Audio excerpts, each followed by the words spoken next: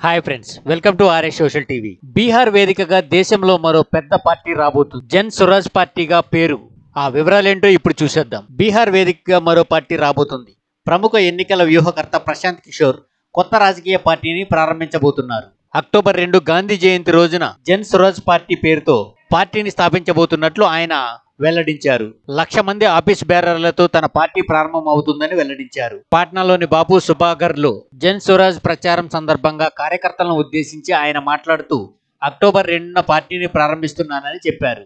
తాను జన్ స్వరాజ్ పార్టీకి నాయకత్వం వహించినని, పార్టీ సభ్యుల నుంచే నాయకులను ఎన్నుకుంటానని ఆయన చెప్పారు. మెరుగైన విద్య, ఉద్యోగాలు, ఆరోగ్య సంరక్షణ కోసం బీహార్కు చెందిన తరువాత తరం ప్రజలకు రాష్ట్రం వెలుపలకు వెళ్లకుండా ఉండేలా కృషి చేయాలని ప్రశాంత్ కిషోర్ కార్యకర్తలకు పిలుపునిచ్చారు. భవిష్యత్ తరాల కోసం మీరు కష్టపడి పనిచేయాలని తన ప్రసంగంలో చెప్పారు ప్రశాంత్ కిషోర్.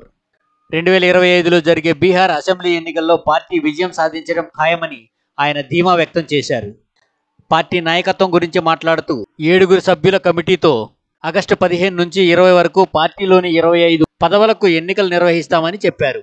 ఈ కమిటీలో సమస్తపూర్ నుంచి డాక్టర్ భూపేంద్ర, బెగుసరాయ్ నుంచి RS Singh, retired IAS Suresh Sharma, Siwan నుంచి న్యాయవాది గణేష్ రామ్, తూర్పు చంపారాం నుంచి డాక్టర్ నసీం, భోజ్పూర్ నుంచి రిటైర్డ్ ఐఏఎస్ అరవింద్ సింగ్, ముజఫర్పూర్ నుంచి స్వర్ణలతా సాహ్ని ఉంటారని ప్రశాంత్ కిషోర్ తెలిపారు.